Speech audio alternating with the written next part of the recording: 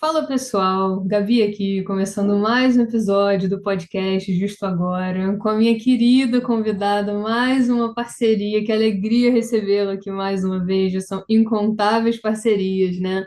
Estou aqui com a Estela Correia de Azambuja, a grande Estela, né, que já participa aqui do podcast há anos, né? Eu nem sei qual foi o primeiro episódio, né, quando que foi, mas já foram muitas parcerias, então seja muito bem-vindo, né, mais uma vez aqui ao podcast. Adoro trocar ideia com você, te receber, fazer essa conexão aí com o Rio Grande do Sul. Então, muito bem, né? Seja super bem-vinda mais uma vez. Como é que você está hoje? Tudo bem? Bom dia, Gabriela e ouvintes. É um prazer estar de volta nesse podcast que eu tanto gosto e com o qual eu já contribuo desde 2022. Olha Já são só. 2 anos de participações contínuas. É, e vai continuar, né? Com certeza, a Estela. Cada tema que ela traz, né? Um mais difícil que o outro, um mais novo que o outro, né? Enfim, sempre trazendo aqui inovações e complexidades também, né? Que o direito é complexo, né? Por definição, especialmente quando a gente pensa em situações que não são definidas, né? Eu acho que eu sempre ressalto isso aqui. As pessoas têm uma ideia um pouco equivocada do direito, como se fosse um Lego, né? Então, para toda situação, a gente tem uma lei, a gente tem um artigo que vai resolver. E a Estela está aqui para provar que vocês estão enganados, não é mesmo, Estela? Porque vamos trazer aqui um tema que, inclusive, já abordamos, né? Não diretamente, claro, mas ele está ligado a outros temas que nós exploramos aqui, inclusive a monografia, né, da Estela, da pós-graduação, onde nos conhecemos, né? Tratava dos embriões excedentários, que foi um temaço que nós gravamos. Aliás, vamos deixar aí as recomendações. Mas vamos falar hoje sobre inseminação caseira, né, que é um assunto aí bastante atual ainda, né, enfim, os reflexos jurídicos tem total relação com o direito das famílias, né, os novos modelos familiares, o que a gente tem visto, a sociedade vai avançando e o direito precisa avançar também, né, claro. Então, só antes da gente começar, né, eu vou fazer aqui a apresentação da Estela, caso vocês não conheçam, deveriam conhecê-la, né? E nós vamos deixar aí também o Instagram. A Estela tem produzido conteúdo também para quem se interessa pela área, pensando aí em sucessões também. Então, vamos deixar aí tudo completinho para vocês. Mas a Estela é advogada, especialista em direito das famílias e das sucessões pela PUC-Rio, né, onde nos conhecemos felizmente, né, na pós-graduação e é vice-presidente da Comissão Especial de Direito de Família da OAB Santa Maria, né? Então, representando muito bem aqui no Rio Grande do Sul, o pessoal de Santa Maria ali, aliás, um beijo, né, para todos vocês aqui que têm, ao longo dos anos, trazido temas incríveis, têm feito parcerias incríveis, né? Conexões que só a internet nos proporciona, né? A tecnologia. Então, tenho muita gratidão, muita felicidade em recebê-los, né? Todos vocês. Mas e aí, Estela, né? Qual é a questão principal aqui, né? É tão difícil falar em questão principal, porque são várias, né? E uma está ligada à outra, uma coisa puxa a outra. Mas eu acho que a gente podia começar pensando na importância mesmo de tratar o tema. Por que que a gente vai falar em inseminação caseira? Em que contexto que isso se insere?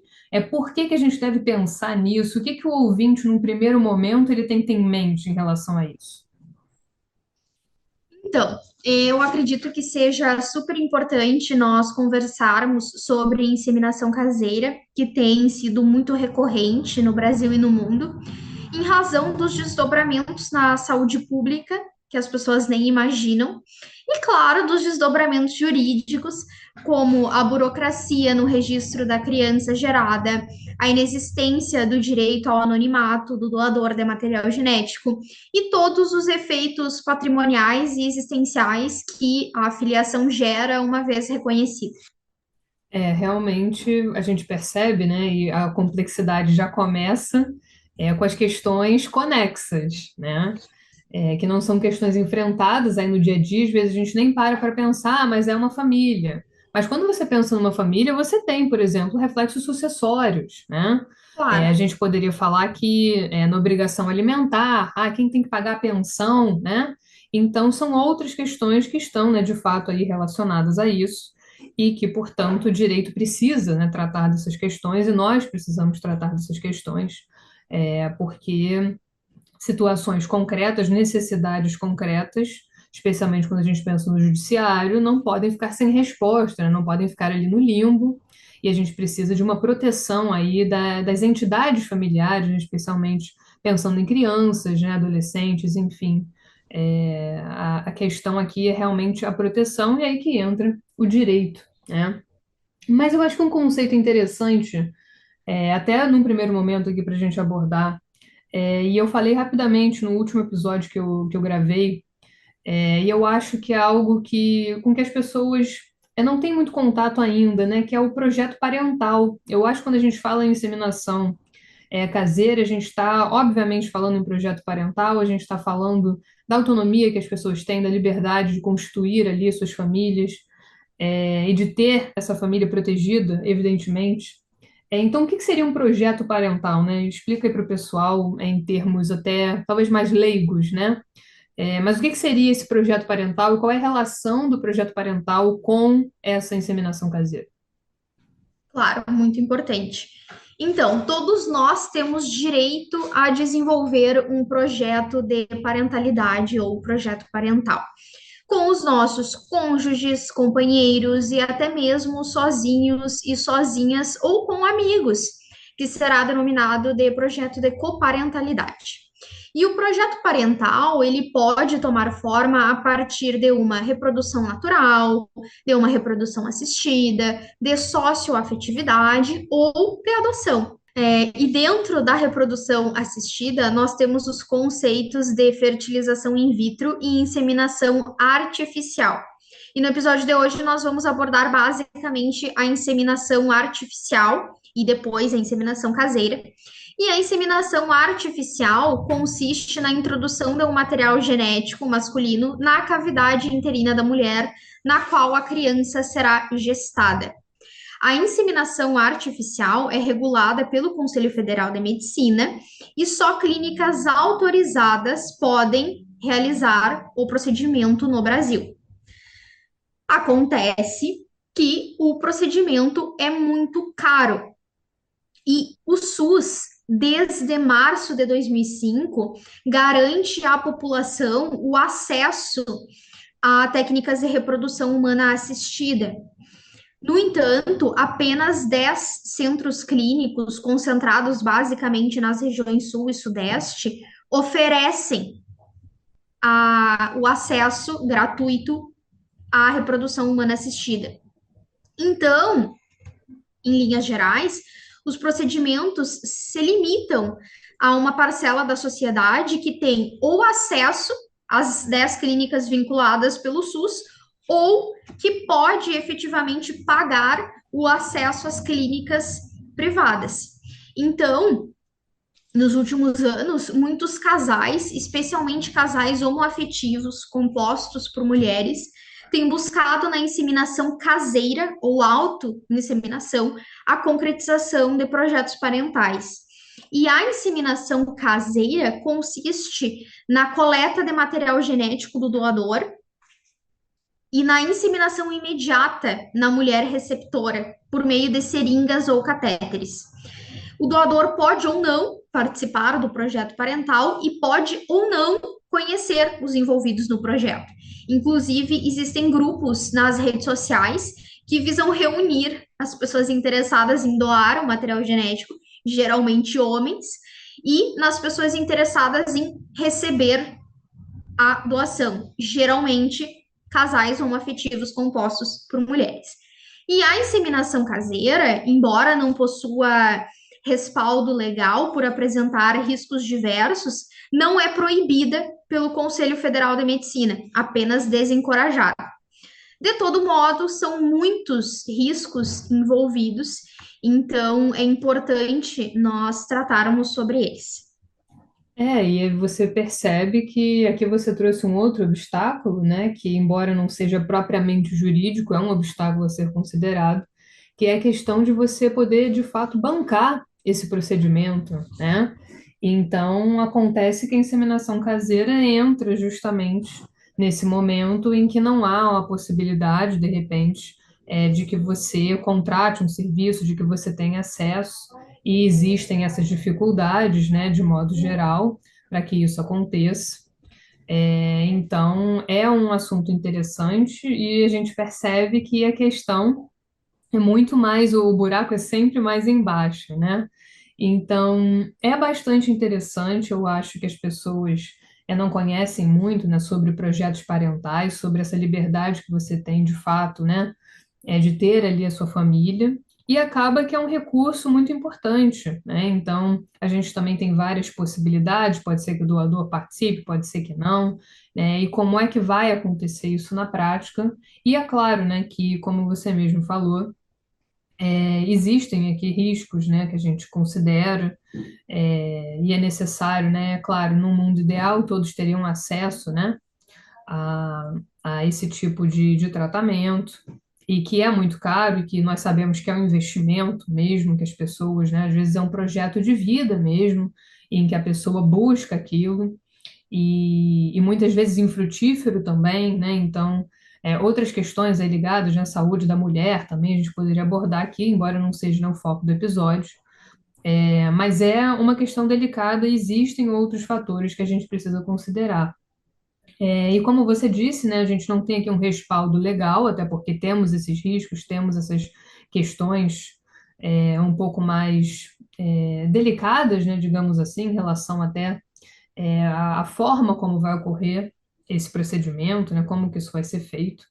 Mas a gente até colocou aqui no roteiro, né, um tópico referente a essa problematização, né, e a meu ver, o principal problema, né, refere-se justamente aos riscos envolvidos, né, aos riscos envolvidos justamente por você estar fazendo o procedimento, a própria inseminação, de forma caseira, né, de forma caseira, e, consequentemente, a pessoa fica exposta, né, a outros riscos. Que, claro, se você tem acesso, seja porque você pode pagar ou porque é uma clínica, né, credenciada, enfim, você não estaria sujeito a esses riscos. Mas o que que a gente pode falar para os ouvintes em relação a isso, né? Algumas outras questões também, né, interessantes aqui em relação a esse caso, né, a esses casos de inseminação caseira. Muita gente tem dúvida em relação à paternidade, né? Você falou, por exemplo, que o doador pode participar, ou não, pode conhecer as pessoas ou não, como é que funciona isso, né, no projeto parental. E, por exemplo, um registro, né, de dupla maternidade, será que precisa realmente de um processo? Como é que você acha, né? Claro, a gente não tem aqui todas as respostas, mas a gente pode, inclusive, especular um pouquinho, né? Sobre o futuro, como a gente acha que isso vai ficar daqui a algum tempo, enfim. E sempre pensando em garantir o melhor, né, para essas crianças, para esses projetos parentais, né, para essas famílias. Então, como que a gente poderia pensar, né? São várias questões aqui, né, dos riscos até a paternidade, a maternidade, o registro, né? São vários pontos aqui que a gente trouxe para vocês, mas eu acho que talvez o que gere mais curiosidade seja esse mesmo, em relação aos riscos, né, Estela? Eu acho, acredito que antes de nós falarmos sobre as burocracias no registro e no fato de o pai não possuir o direito ao anonimato, o pai, aliás, o doador não possuir direito ao anonimato, é importante nós falarmos sobre os riscos, porque talvez as pessoas não tenham consciência do quão extensos são. É, no que diz respeito à saúde, nós temos aí como riscos a possibilidade de transmissão de bactérias, fungos e vírus entre o doador e a receptora, além da possibilidade de relações consanguíneas devido à inexistência de controle sobre o material genético. Porque nas clínicas privadas, há controle de doenças infecto-contagiosas, além de cuidados na coleta, manuseio, conservação, distribuição, transferência e descarte do material genético humano. Na inseminação caseira, obviamente, não. E o Conselho Federal de Medicina determina que, na região de localização da clínica, o registro de nascimentos evite que o doador tenha produzido mais de 2 nascimentos de crianças de sexos diferentes em uma área de 1 milhão de habitantes, justamente para evitar as possibilidades de relações consanguíneas. Na inseminação caseira, não há controle nenhum sobre as doações. Então, um mesmo homem, por exemplo, pode doar material genético a 100 mulheres diferentes na mesma cidade. As chances das crianças crescerem e eventualmente se relacionarem entre si sem saber que tem vínculo de parentesco são enormes. E nós sabemos que relações consanguíneas podem gerar crianças com seríssimos problemas de saúde. Então, nós temos riscos de saúde gravíssimos entre doador e receptora e riscos de saúde gravíssimos pelo descontrole das doações. E não bastassem os riscos, o doador não tem o direito ao anonimato, que é garantido quando a inseminação artificial é realizada em clínicas autorizadas. Então, ele pode ser demandado, eventualmente, no futuro, numa ação de investigação de ancestralidade ou numa ação de investigação de paternidade.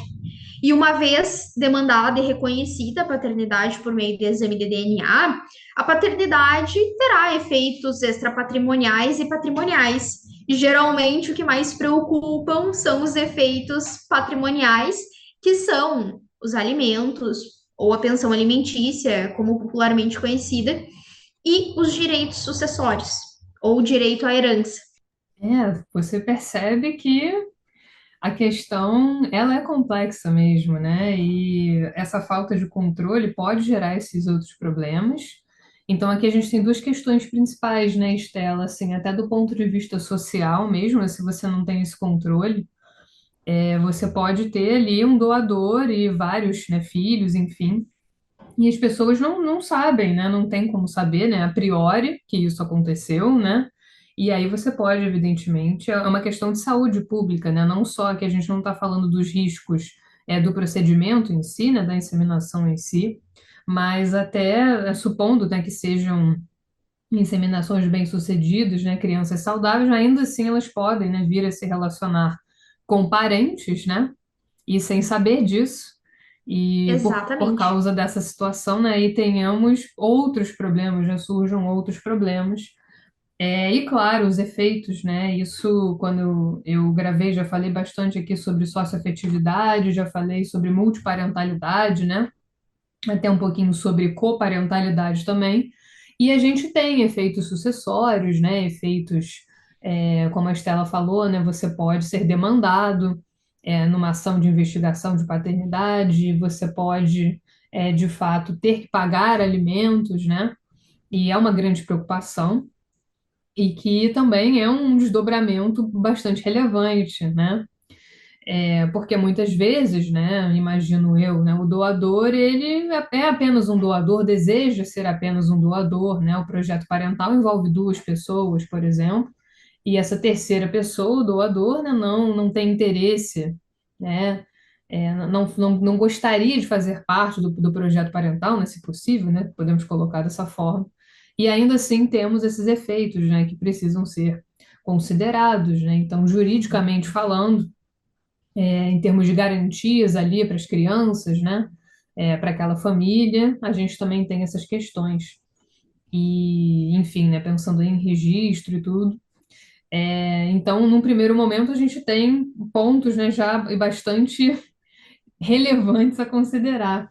E claro, né, como a Estela falou também, a gente pensando aqui, né, no registro mesmo, né, ela já falou um pouquinho da paternidade, né, nesse contexto, como é que fica a paternidade, né, a questão da identidade do doador.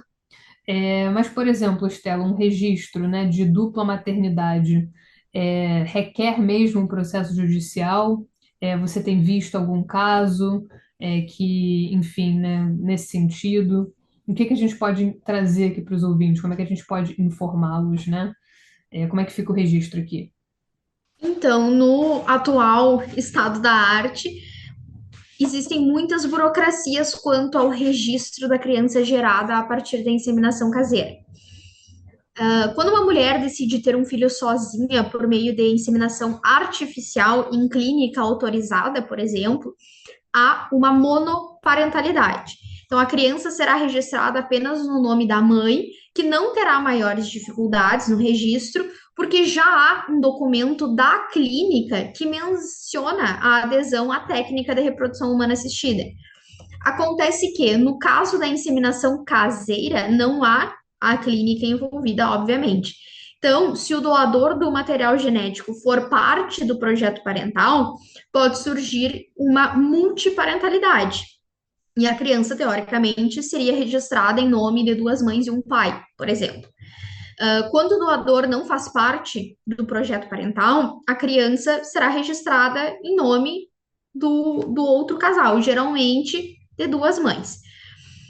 Em ambos os casos, ou seja, do pai, do doador, aliás, fazer parte do projeto parental ou não, os envolvidos terão dificuldade na inclusão da mãe não parturiente, ou seja, da mãe que não deu à luz a criança, porque, por não ter sido utilizada a clínica de reprodução assistida, não há previsão legal que autorize o registro, que autorize a inclusão desta mãe não parturiente.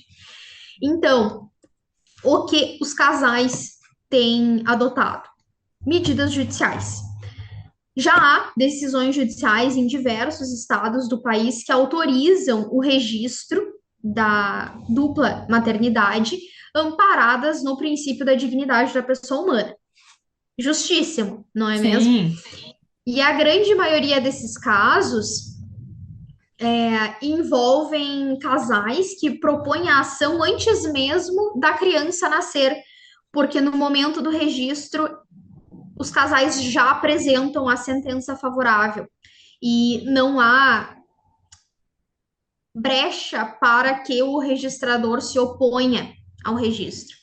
Mas muitos casais deixam para adotar medidas judiciais apenas depois do nascimento da criança. Então, até que haja a autorização judicial para incluir a mãe não parturiente no registro, a criança será registrada apenas no nome da mãe parturiente.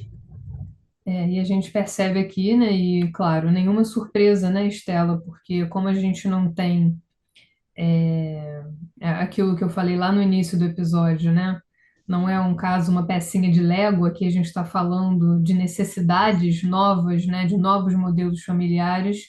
O direito não vai trazer respostas tão imediatas, então a gente percebe que até as pessoas envolvidas, né, com inseminação caseira, por exemplo, buscam esses subsídios mesmo antes, né, do nascimento, justamente evitando ali um transtorno maior.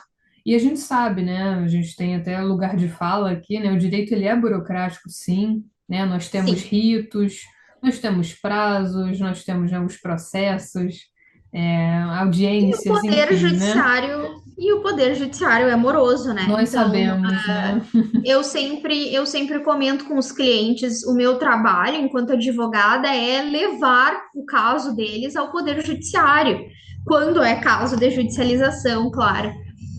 Mas eu não posso garantir que eles terão o resultado que eles almejam, porque pode ser que o casal encontre um juiz conservador, uma juíza conservadora, que não conceda o direito ao reconhecimento da dupla maternidade. É claro que há recurso, mas o processo demorará ainda mais.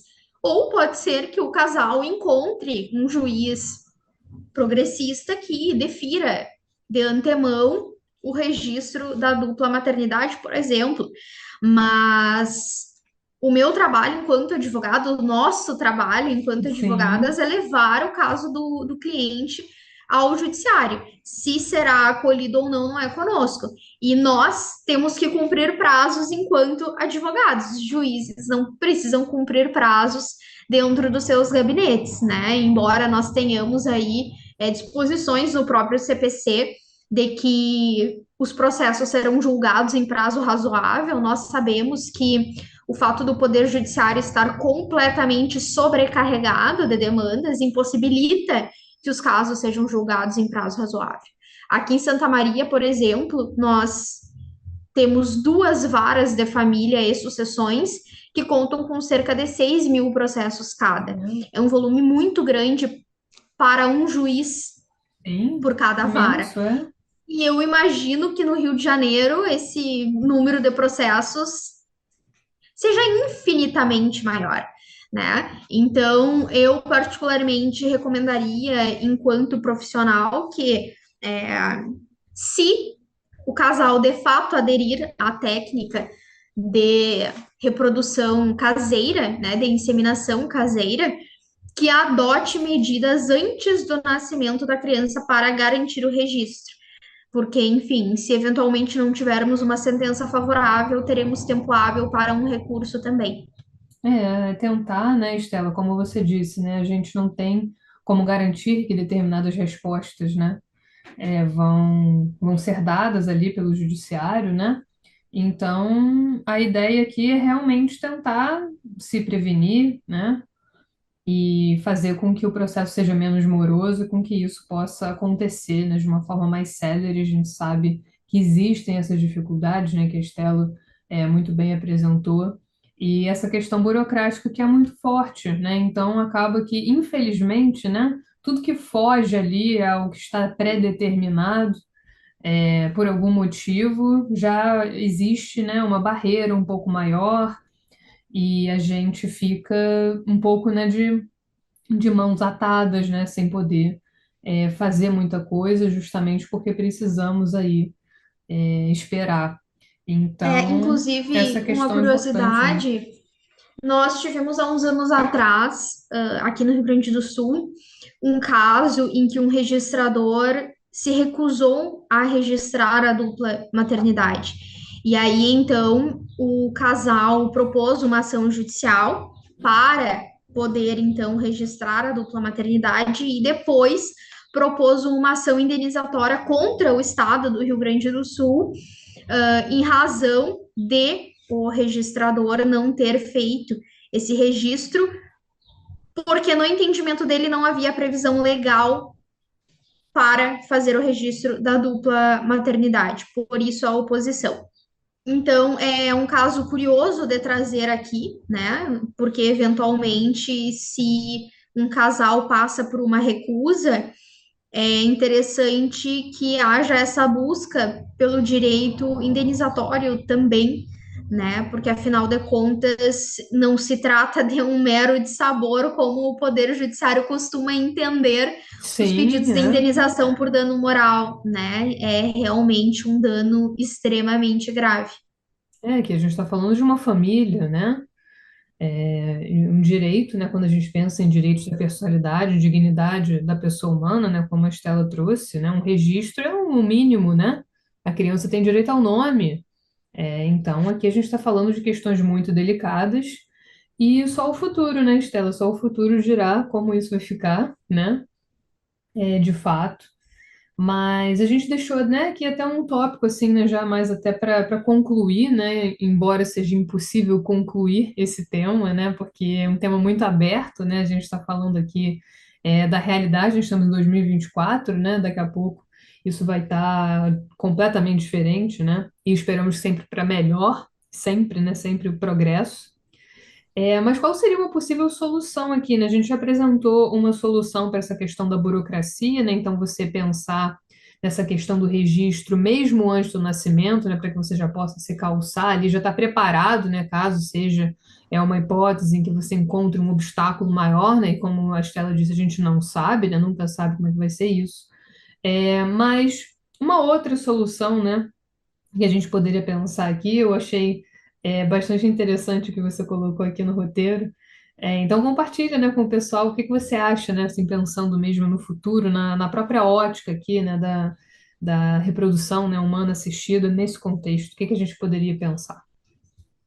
Eu particularmente entendo que uma forma de reduzir o número de inseminações caseiras é aumentar o acesso às técnicas de reprodução humana assistida no âmbito do SUS.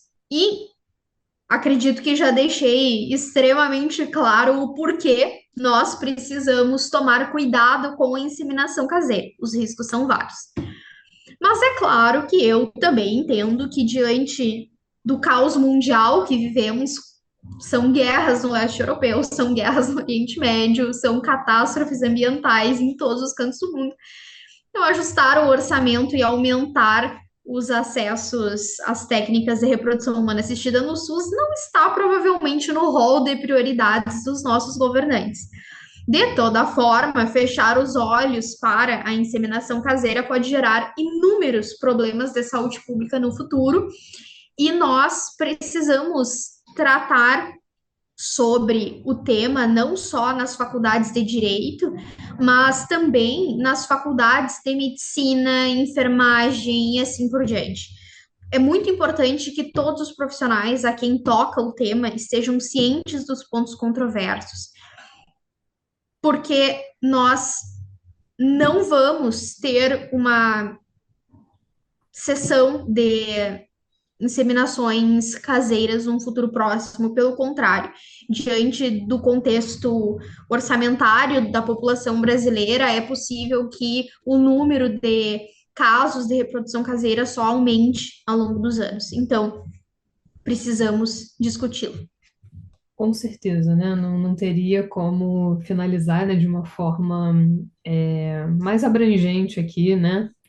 É claro, né? Temos tantos problemas, né, Estela? Algumas coisas chegam, parece livro que a gente lê na ficção, mas isso está acontecendo mesmo, tá, né? Tá acontecendo. Sim. Essa questão climática, né? Enfim, dão episódios e episódios aqui, né, Estela, para falar desses problemas. Mas é claro, né?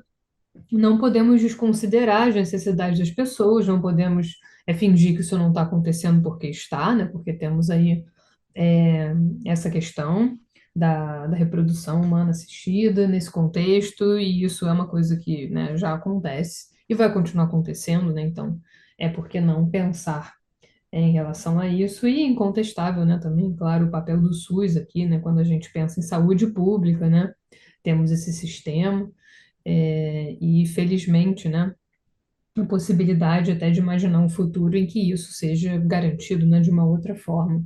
Então, né, vamos sempre pensar, né, de uma forma positiva, deixar sempre uma mensagem positiva aqui, né, em relação ao futuro, né, o que pode acontecer. E para a gente deixar aqui, né, Estela, o pessoal que segue, né, já sabe, já conhece, já te conhece também, a gente sempre deixa uma recomendação para quem quiser estudar, para quem quiser se aprofundar mais, né, tem muitos alunos, né, de graduação que nos ouvem, pessoas que estão começando a estudar o direito, e mesmo, assim, quem não é da área, né, que gosta de se aprofundar também, é um tema tão intrigante, né, assim, e que tem tantos desdobramentos, né, que nós abordamos. E claro, né, nós vamos deixar a indicação aqui, Exatamente. nós vamos deixar essa indicação aqui na publicação do episódio, né, também lá no Spotify, o link.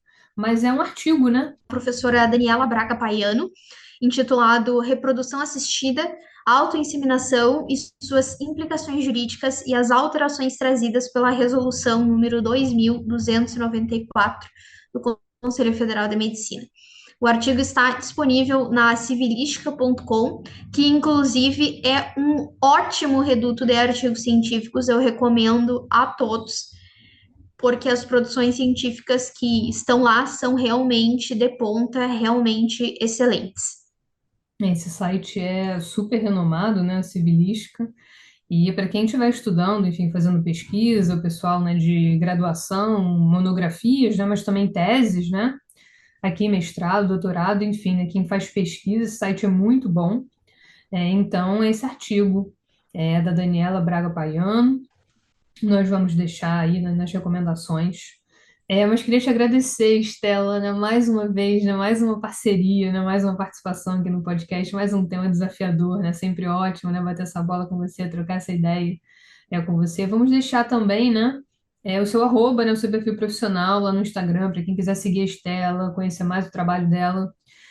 Estela, né, uma excelente advogada, excelente profissional, né, sempre produzindo conteúdo para vocês, esclarecendo, né, eu acho que o nosso papel de informar também, né, de ter contato aí com as pessoas, de conversar, de esclarecer, é muitíssimo importante, então a gente vai deixar o perfil da Estela também. E é isso, né, o que que vocês acham desse tema, né, eu acho que é um tema que o pessoal, né, se não ouviu falar, vai achar bastante interessante. E, de fato, não temos respostas aqui, né, Estela? Eu acho que temos caminhos, né? Temos caminhos. E o papel do advogado, né, do direito é Exatamente. inovar, né? O direito vai achando ali, né? Vai achando os caminhos. E quem sabe, né? Quem sabe no futuro a gente não vai ter novas facilidades aqui, né? para que esses projetos parentais possam, de fato, né, ser concretizados, para que essas crianças possam ser registradas, né, de uma forma mais célere, mais fácil, né? Por que não, né? Por que não? Facilitar a vida, né, Estela? Se deu para facilitar a vida, né? Por que não facilitar, né?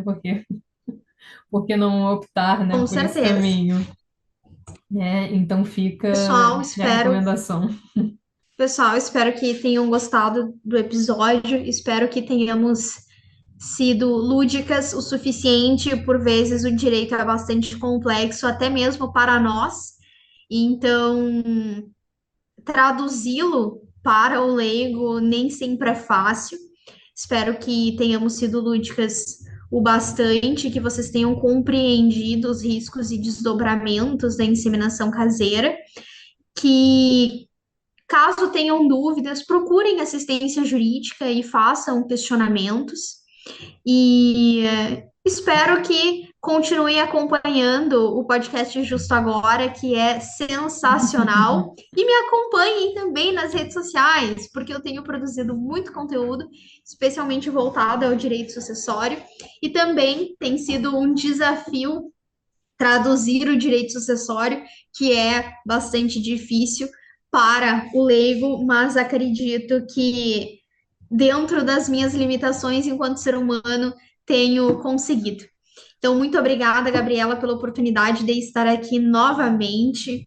Já são 2 anos de participação Sim. contínua. Eu fico muito feliz que eu continue recebendo convites, porque significa que eu tenho algo a Com acrescentar. certeza, com certeza. E desejo uma boa semana a todos. É isso. A Estela com certeza vai voltar aqui, a gente vai compartilhar o perfil dela. E é um grande desafio, né, Estela? Eu acho assim, um dos maiores desafios aqui no podcast é a gente traduzir o direito de modo geral. O sucessório, então, nossa, é pior ainda, Nem que é se mais fala. complicado ainda, mas é traduzir, né, para vocês, informar vocês, né? E por isso essas conversas são tão importantes, né, para esclarecer de repente alguns pontos que mesmo que você tenha, né, toda boa vontade, você vai abrir ali a lei e você não vai encontrar, né? Porque a vida não é assim, né? Antes fosse, né? Tava era bom, né? Nosso trabalho tava ótimo, né? Se as coisas fossem assim. Exatamente. Então, seguimos aí nesse desafio, né, de traduzir tudo aqui para vocês, né? Vamos deixar os perfis aqui tudo direitinho para vocês acompanharem o trabalho da Estela, né? Com certeza. E é isso. A Estela vai voltar, né? Com certeza. Deixem aí sugestões, né, de temas. E por hoje é só, né? Desejo a vocês também uma boa semana e até a próxima, Estela. Super beijo para você. Tchau, tchau, Até a ouvintes. próxima.